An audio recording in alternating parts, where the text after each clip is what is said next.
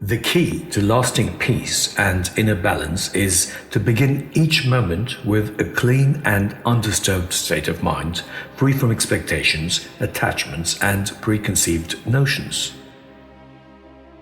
Expect nothing from anyone, from life itself, or from the outcomes of your actions. Instead, let every experience unfold as a new and pleasant discovery, untainted by past conditioning. This is undoubtedly difficult to practice, but it is possible.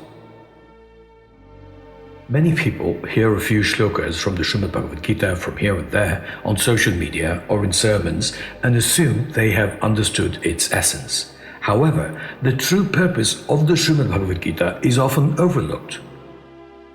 It is not a religious book filled with prayers, quotes, or motivational phrases. It is a systematic guide to mental stability, inner strength, and ultimate freedom from duality.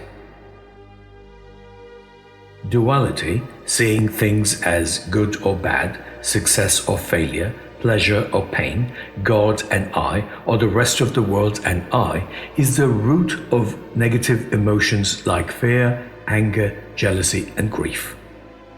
These, in turn, lead to suffering, harm relationships, and even disrupt nature itself.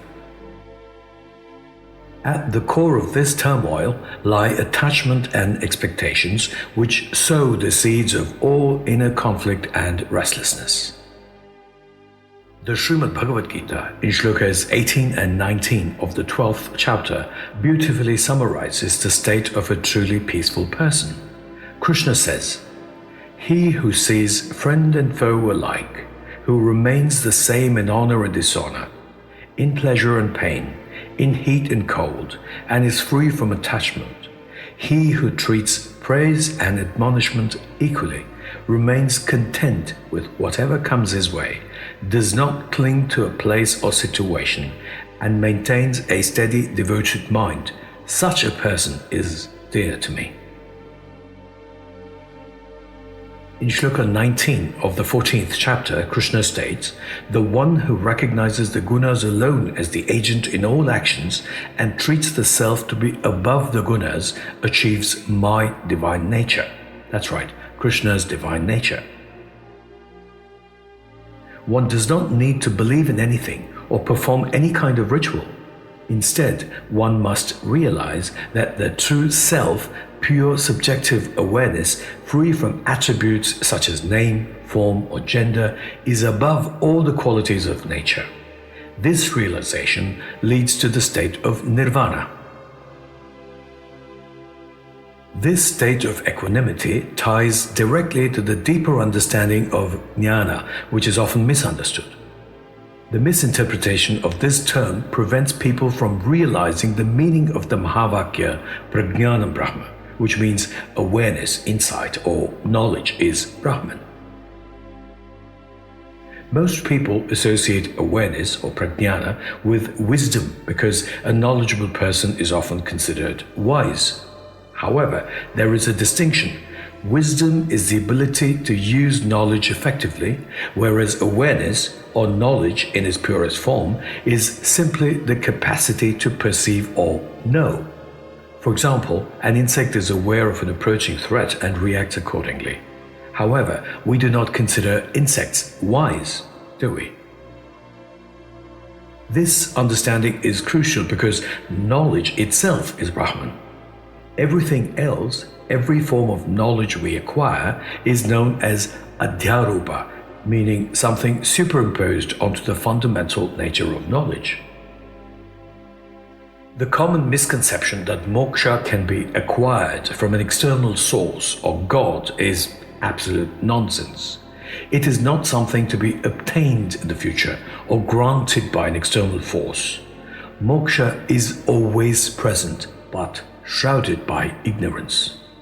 It is not a reward, but a state of mind, a thoughtless, peaceful, and conscious state that must be realized while being alive and not after death. The ultimate state of Brahman or Brahma Nirvana has been clearly explained in the Srimad Bhagavad Gita.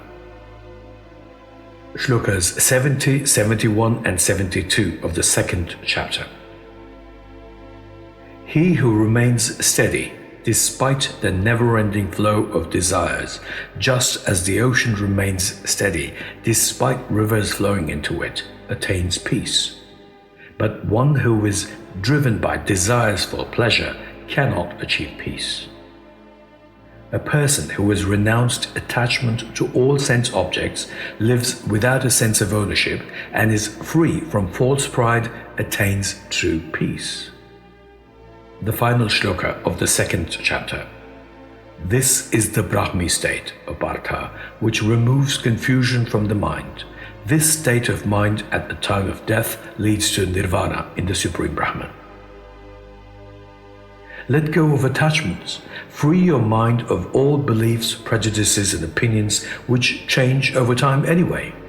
Release expectations. Understand that moksha or nirvana is not something you receive from someone or attain through action. It is your true nature, your very essence of existence, unfortunately buried under layers of meaningless and irrational beliefs, largely due to people taking analogies literally. There is nothing to believe, only to realize. The self in you is that, the all-pervading Supreme Paramatma, which, due to one's mental limitations, has been reduced to a jivatma or individual soul. You do not have to go looking for it. You are that. I shall end this presentation with a translation of Shloka 7 of the Mandukya Upanishad. The fourth aspect is called Turiya, which is a term derived from the root chatur. Turiya literally means the fourth. It is that which is not conscious of the external world nor of the internal world. It is neither outer nor inner consciousness, and is also neither semi-consciousness nor the consciousness in the sleeping state. The state of Turiya cannot be experienced through the five senses, nor can it be known through comparison, reasoning, or by inferring it from something. It is invisible, indefinable, ineffable, intangible, incomprehensible, and inconceivable. This state of pure consciousness is tranquil, peaceful, blissful, and incomparable. It is the Atman, or the real self, the divinity, or that which needs to be realized. Thank you. Stay blessed. Jai Shri Krishna.